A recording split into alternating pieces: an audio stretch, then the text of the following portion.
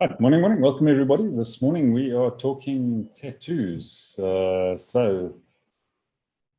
I'm not too sure which way which direction this conversation is going to take, but I think it could be an interesting one. And seeing it was all Ed's fault, I think we're going to have to kick off with Ed. So Ed, tattoos. Why was it my fault?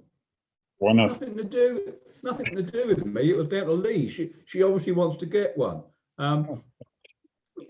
Actually, when she first suggested this, I thought, well, that's a bit boring. But actually, when I did the research, and that's what I like about these subjects is, if you have the time, you can go off and do the research and you learn some fascinating stuff. And my stereotype of tattoos was they were got by people either in the Navy or when they were in prison. And that was my view. And then I'd never heard of tattoo culture. That was a new sort of word to me. So I went off and did my Googling.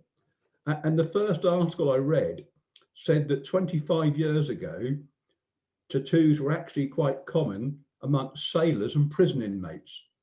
So I was obviously quite right with my stereotype, but it also added, and members of tough motorcycle gangs. So I immediately thought of Ivan. And then it sort of made the thing that, and this was an American article, that tattoos became part of pop culture after a TV show called Miami Ink. And then that spun some sort of follow-up ones, which were called New York Ink and LA Ink. So you can just see how imaginative TV executives are. And this article also said that tattoos were over 5,000 years old. And I did some more research, and it looked like different cultures had different sort of traditions around tattoos, which kind of led nicely back into that discussion about, how we identify people from countries as being all the same. And in Japan, apparently between 1600 and 1800, they used to tattoo all their prisoners. So you knew someone was a bad guy. And then the mafia, the Japanese mafia didn't like this. So they tattooed themselves. So they were bad guys even before they were bad guys. And even today, there are some places in Japan where have notices up, like swimming pools, no tattoos allowed, because it was seen as being connected with criminals. And then in parts of India, it was a way of stopping the neighboring tribes stealing the pretty women. They would tattoo pretty women so they know they belong to that particular village rather than the next village along, which I thought was quite interesting. But also in India, it was a way of indicating someone's caste. And in India, they had this lower caste system, and lower caste people are never allowed to move up the hierarchy. So they tattooed them so they stayed where they were supposed to be, which I found fascinating.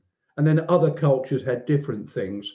And the Inuit in the Arctic, they were forcibly stopped from having tattoos in the early days of the area being settled to try and squash their culture, which I found quite interesting, that sort of settlers wanted to ruin the culture of another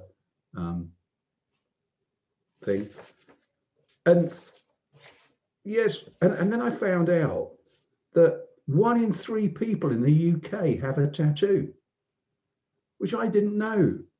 And apparently 7% of people born in the 50s, that's me, have a tattoo. I don't have a tattoo, so I'm one of the 93%. And 72% of people born in the 80s and 90s have a tattoo. And that 1 in 3 led me on to three personal stories about tattoos. And the first one, you may remember, I've mentioned before that someone I didn't know very well asked for my help. At the age of 26, she discovered she was an illegal immigrant. She'd been brought into the country by her aunt from Jamaica when she was 9. and her status was never regularized. And she was in danger of being deported. So I helped her out, and I managed to get her, well, help her get her British passport. And then she went on holiday and she flew to America. And to celebrate being free and being able to travel and being able to rise above all the crap that she had to deal with, she had some wings tattooed really low down on her back, so no one ever saw them. And it was a very personal thing to her. It wasn't displaying it to the outside world. It was just saying to herself, you know, celebrating that thing. The second story is about my two girls. When I ran the Kalahari Krabi Extreme Marathon for the 10th time, unbeknown to me until after they'd done it, they both had the tattoo of the logo, which is those running men. And I'm more proud of my daughters having that tattoo done than I am of running 10 Kalahari Krabi Extreme Marathons. As a father, you can imagine how that made me feel. And the final story is about me. And it happened quite recently. In fact, on Easter Sunday, I met a friend in Falmouth. Falmouth's a town on the south coast of Cornwall. We went for a run on the coastal path. And when we came back, we went for a walk through town. And we passed a tattoo parlor. And my friend turned to me and said, "Oh," she said, "I've always been meaning to get a tattoo. I've done all the research and all that sort of stuff, but I just haven't had the sort of courage to go and get it done." And I told her that I'd thought about having a tattoo as well, the Kalahari thing on the inside of my forearm. I said, "I've done all the research, but I've never had the courage to get it done." And I said, "Also, I kind of feel that someone like me, it's not appropriate." I said, "For you, it's okay." And she's 31. And she turned to me and said, "Yes," she said, "tattoos on old people are a bit weird." And we have a very strong friendship, but occasionally she tests it. But we had a bit more discussion. And what transpired was that she said, "Look, why don't we go and do it together?" So if she ever decides she really wants to get her tattoo, I'm going to go and get mine done with her. So I think tattoos can be very personal things, although some people wear them as fashion statements. But that's all I know about tattoos. But I'm going to find some more out, because I think all those national differences were fascinating. And there was a little bit about Africa, but I ran out of time, so I haven't done the African bit yet. So that's me on tattoos. Great, thanks. That's why it was your fault, because I knew you'd come up with some amazing insight, even though it was actually Jasper's fault. So Jasper, seeing that it was actually all your fault, I'm going to go across to you next. Now Ed's done all your homework for you. Well, I'm glad you started with Ed, because I certainly haven't done any research on this thing, and it just came out in passing, and the context in which I used it was probably less than 0.001% of what I was trying to say, but Lee jumped on that, and that's how it became a topic. Yeah,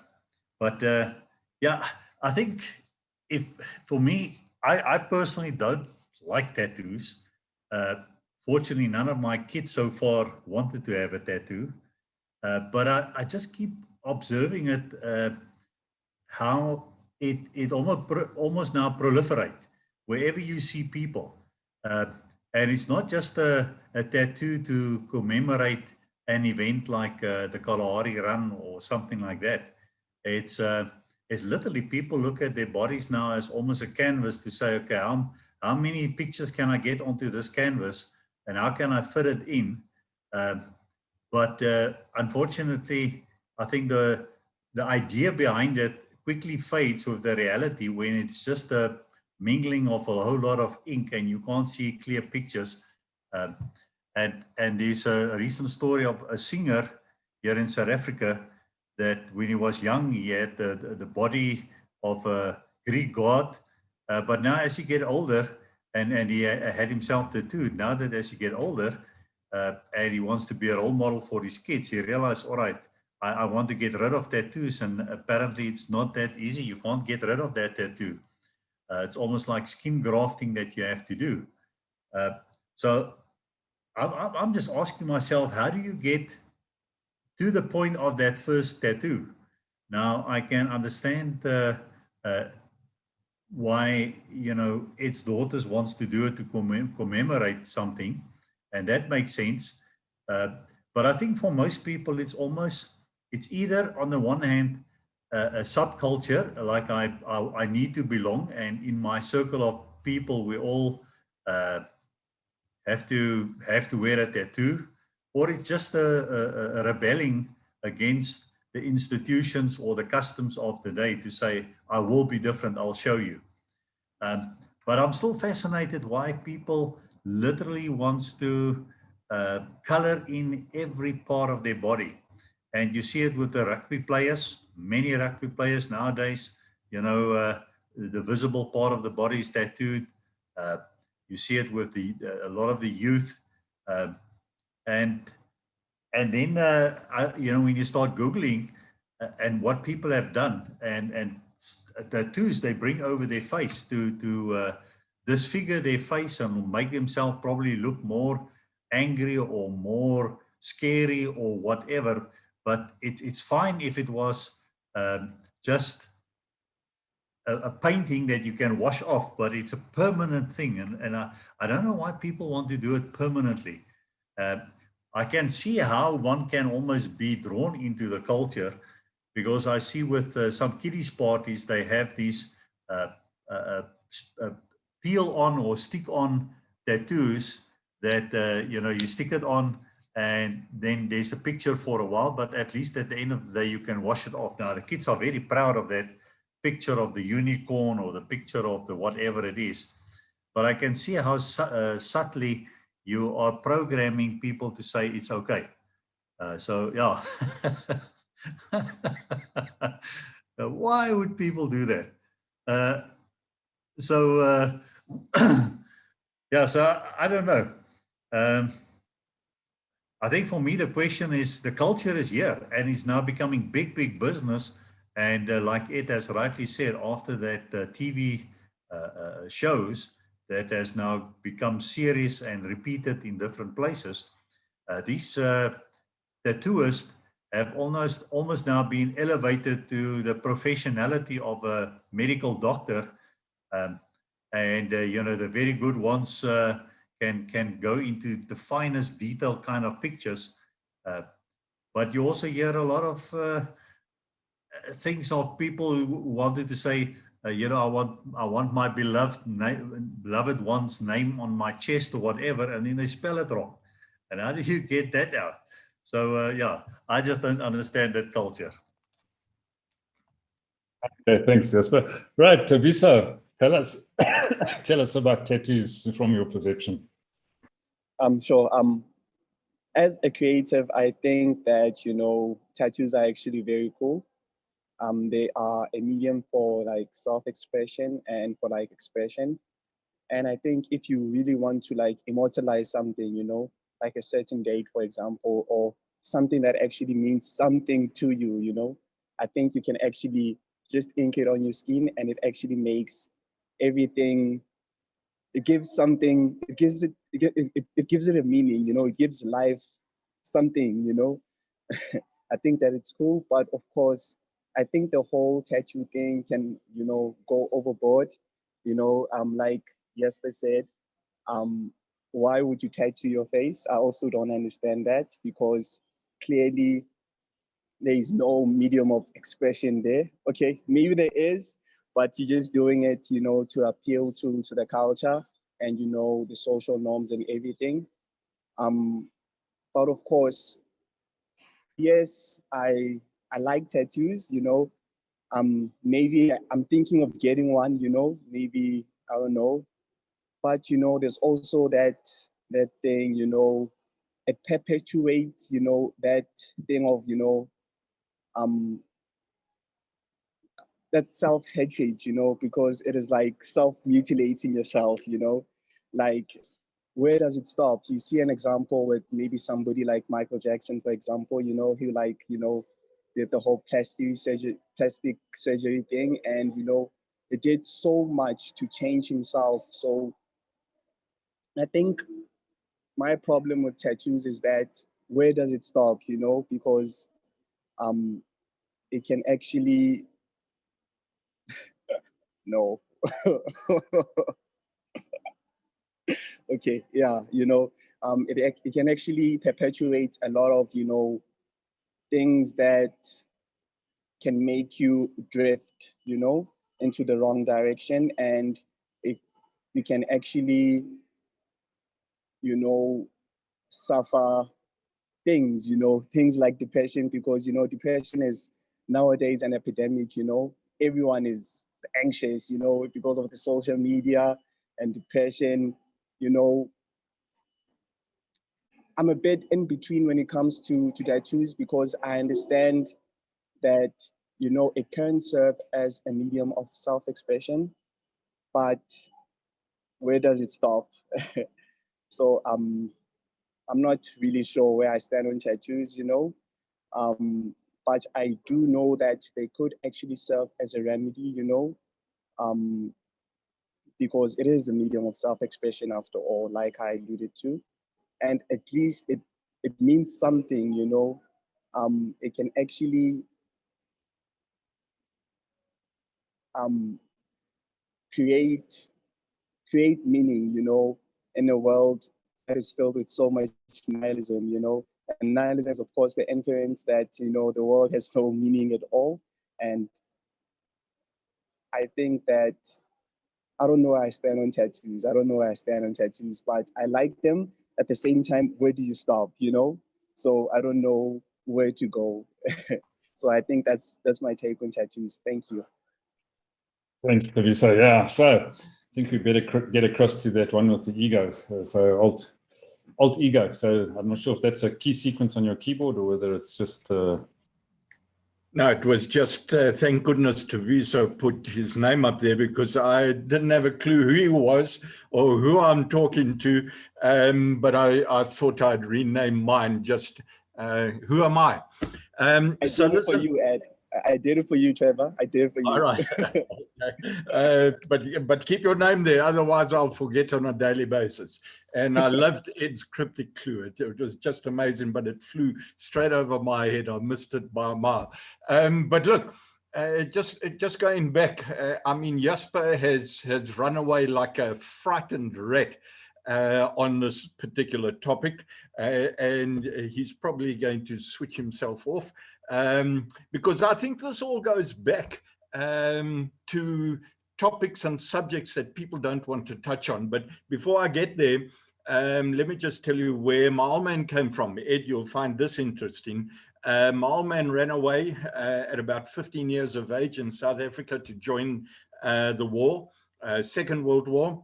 And he became a merchant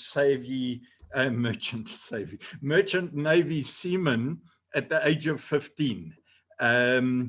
So he falsified his age, and over the 5 or 6 years that he was there, obviously he was moving from port to port. So and he became a boxer.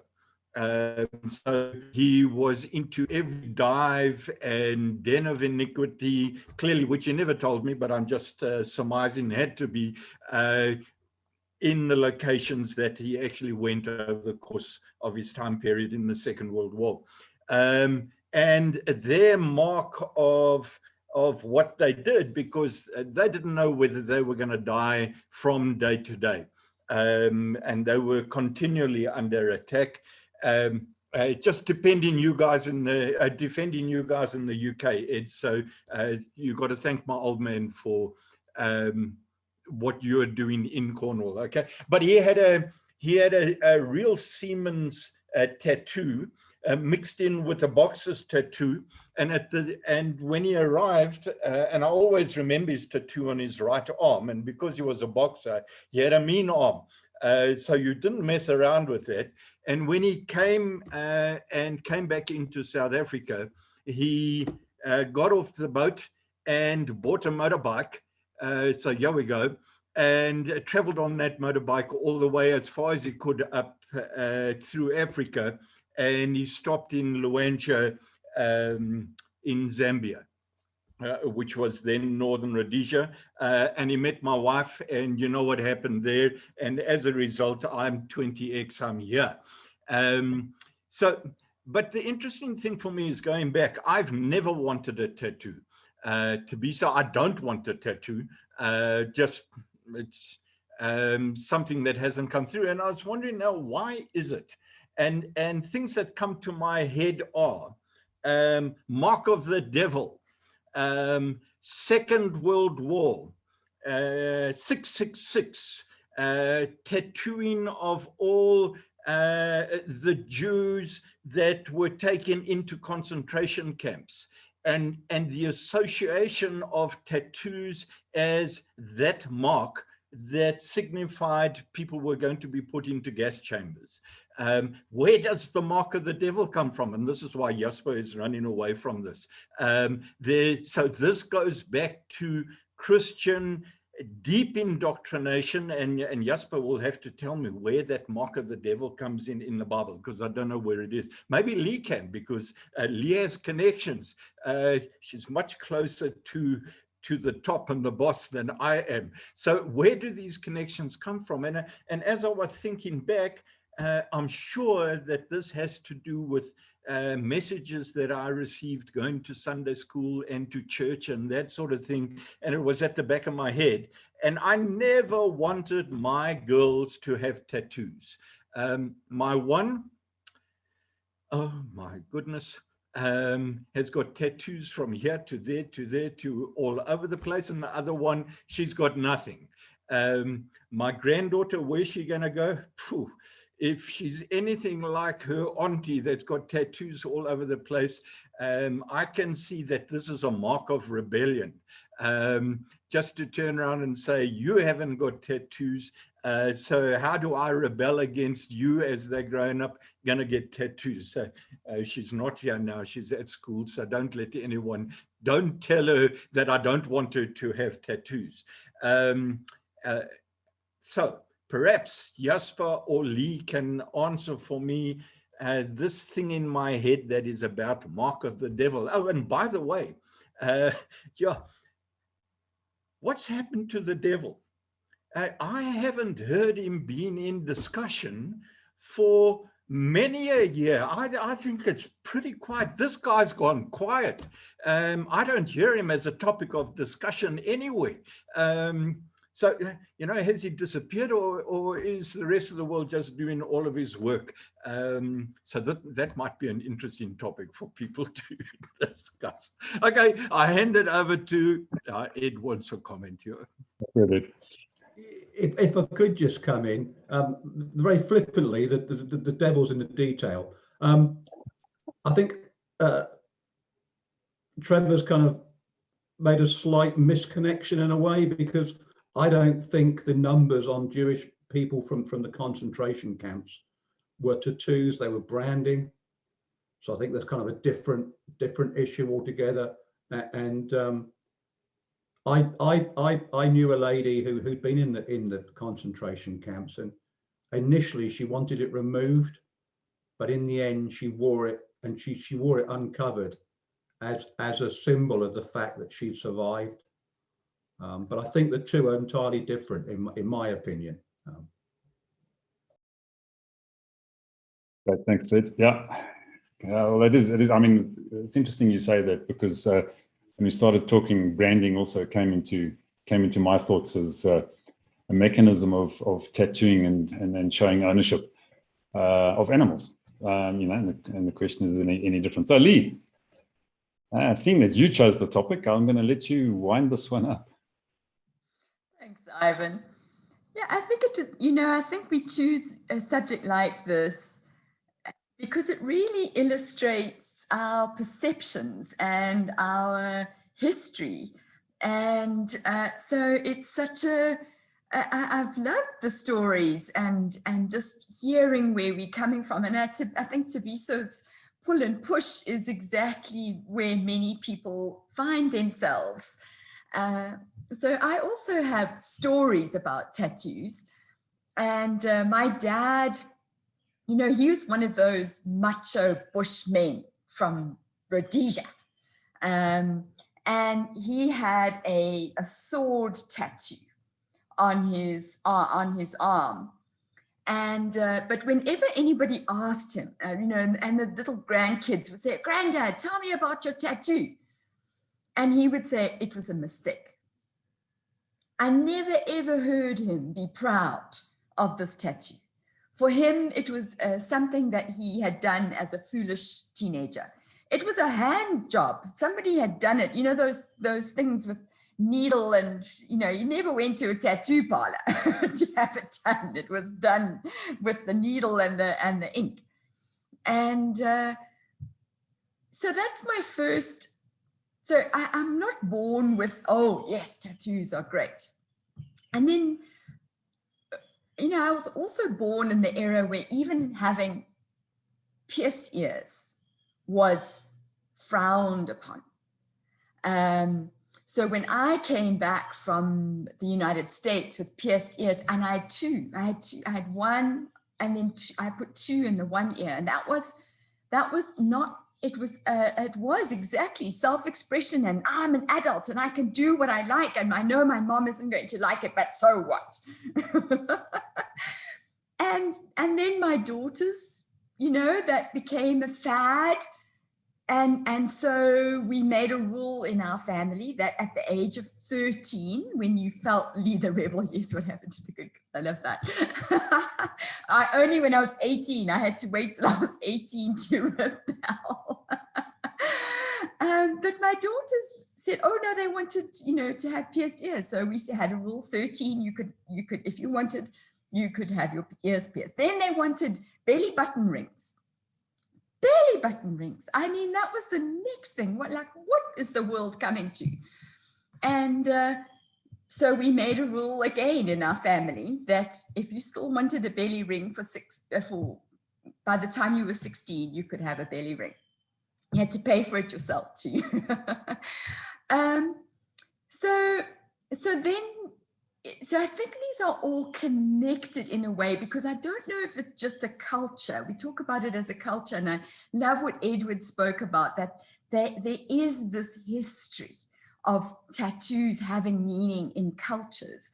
But I think tattoos have now become a trend, and I think there's a difference. Because I don't think that, because now I can tell you almost every single one of my nephews and nieces have got a tattoo.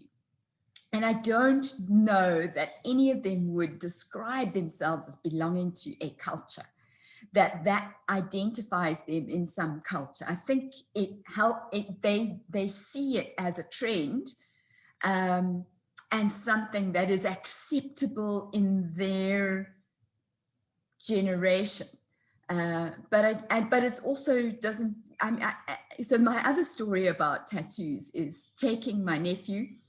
He's born in Zimbabwean parents, born in Thailand, lived in Australia, has an American accent, and was working in South Africa, and wanted a tattoo before he went back to Australia. He'd saved up money, had the snow leopard image, and my mom and I, so his aunt and his grandmother, took him to the tattoo parlor, and we sat outside while he got his tattoo.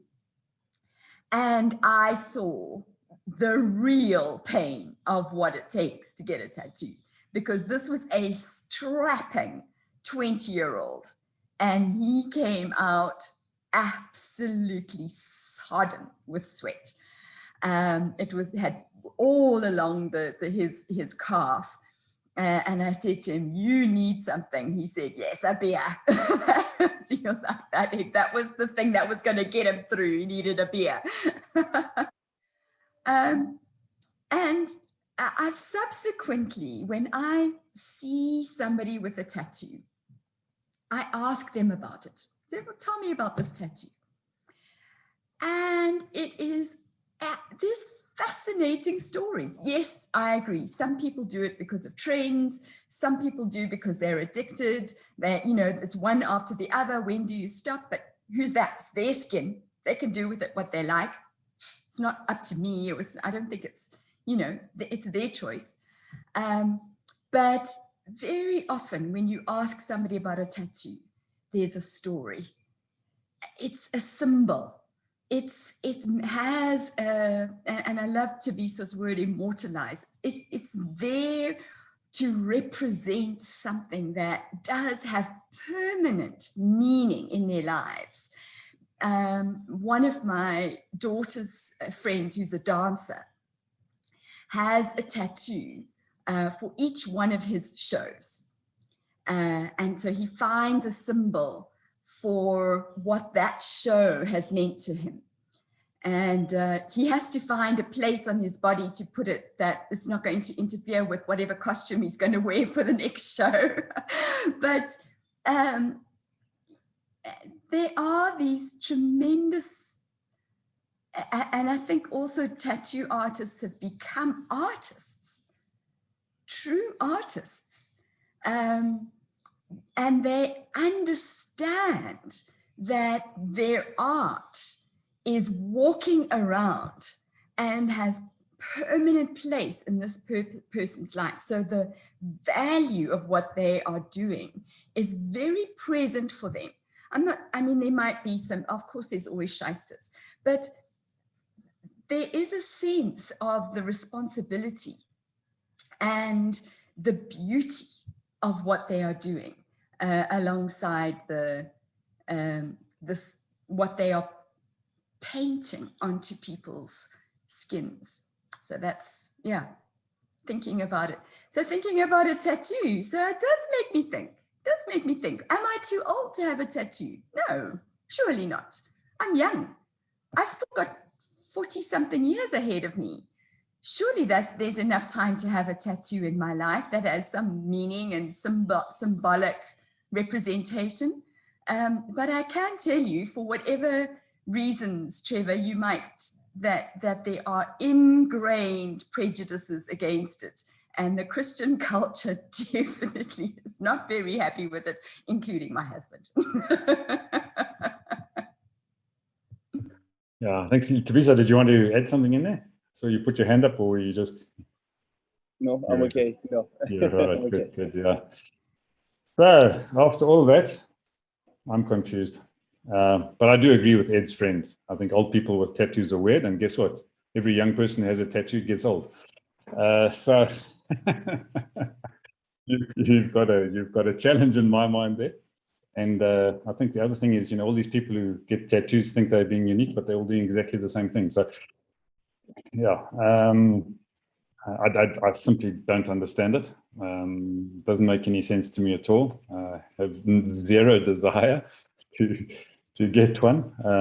But I've seen some amazing things, and as I say, it just boggles my mind. I can recall probably 10, 12 years ago, I was in the gym changing room, and there was this chap there whose body was just completely covered in tattoos, and one of the other chaps there was chatting to him about them, and saying to him, you know, I mean, that's, you know, it's amazing, you know, all the work that you've had done, and so on, and all the rest of it. And said to me, you know, do you have any idea of how much it's actually cost you? And he said, yeah, I think at this point in time, it's about $500,000 rand.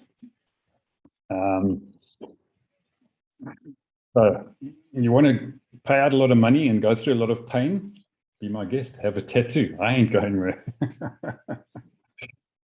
So, right, that's tattoos. So where do we go? Well, Lee, you started down a topic. I'll come to you now, Ed, and I don't think we're going to go there, because I've also seen some very weird stuff when it comes to piercings. So I don't think we're going to go that route at all. I think that's probably just going to take us completely south. You know, you go from ears to belly buttons. Well, no, okay, we'll stop there. So Ed, yes, I'm going to cut it there and go over to you. I just wanted the chance to ask Lee a question. Everyone else, actually, have you heard of the Lego serious play method? I'm doing a course in about an hour and a half's time, and we were sent some Lego to put together. And apparently it's actually a training technique for facilitating courses. So I just thought, Lee, you might, because I know you're into Lego, Lee, you might like to look up the Lego serious play method. Okay, well, Lee just makes magic with her Lego because she's busy with Harry Potter. So, so nothing serious about that at all. I'm definitely not on the serious plays end of the spectrum, but I'd love to look that up, Edward. Thank you. Great. So, topic for tomorrow. Any thoughts? Any ideas? Any suggestions? I definitely don't want to talk about the devil, if that's okay. just vetoing that, if you don't mind. Well, I think that's a bit prejudiced. I mean, we quite easily talk about God, but we don't talk about the other side. And you talked about the pull and push of the conversation, but I do agree with you. We could get ourselves in trouble. Stir, come on, stir, man. Yeah, come on. How about turning it around and talking about lived? About? Lived. Lived, yeah. Yeah, the devil backwards. Yeah. Let's go. I must admit my mind is blank. The only thing that came up for me was thinking about symbols of cultures and so on. But I think, yeah, and maybe we can talk about that and think about flags, think about coats of arms. So why do we need symbols? Why do we need symbols? What is symbols? Yeah, let's talk about symbols. Okay? Yes, Jasper? I think on that, maybe make it more practical and let's talk brand, because we are all branding ourselves, whether we consciously do it or not. So to talk about brands and what brands work and what doesn't work, and how do you create brands? Okay, so we'll talk about brand new symbols tomorrow. It seems a great flip on branding. So thanks for that. Yeah, I love that, Jasper. Thank you. Good. Okay. Go out and get branded. No, we did that today, so we won't do it again. So go out and find out what your personal brand should be and what symbols you're going to use to do it with. And let's talk about that tomorrow. So have a great day further, folks, and we'll see you on tomorrow. Go on. Cheers.